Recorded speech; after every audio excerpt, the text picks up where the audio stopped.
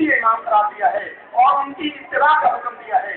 नमाज में कहते हैं अल्लाह ताला ने हमें डिसिप्लिन सिखाया है कि इमाम अल्लाह हुक्म कहता है सब उसकी इत्तिबा करते हैं। ऐसे ही जरूर में दुनिया के मामलात में भी नमाज की क़यादत कर रहे हो उनके पीछे उनकी इत्तिबा में चलिए, उनसे सब ले जाने की कोशिश न कीजिए कि दुनिया और आखिरत के नुकसान का बायस है।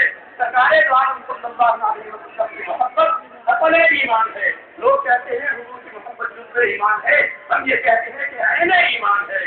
सरकारे दो आलम सल्लल्लाहु अलैहि वसल्लम की मोहब्बत की तौहीद है। मंज़र कुरान रूह ईमान जारदी असहबे रहमतुल आलमीन। सरकारे दो आलम सल्लल्लाहु अलैहि वसल्लम की मोहब्बत के पैगाम को आम करने की जितनी ज़रूरत आज है इतनी शायद पहले कभी न थी।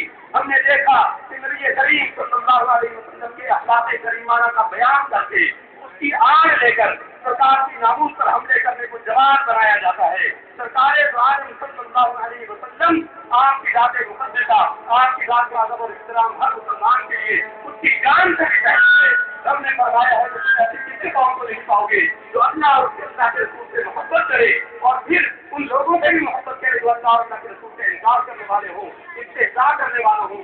याद रखिए सरकार के किसी अमल की बाबत जरा सी तौहीद का शायदा भी इंसान को दायरा ईमान से खारिज कर देता है।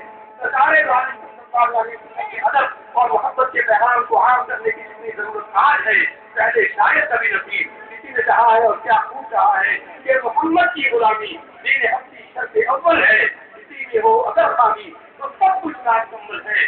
नमाज अच्छी, रोजा अच्छा, हज अच्छा, ज़कात अच्छी, मगर मैं बावजूद इसके मुसलमान हो नहीं सकता। मैं जब तक कटमर हूँ मैं आ जाए मक्का की इज्जत तक खुदा शाहिद है कामिल मेरा ईमान हो नहीं सकता। तुम्हारी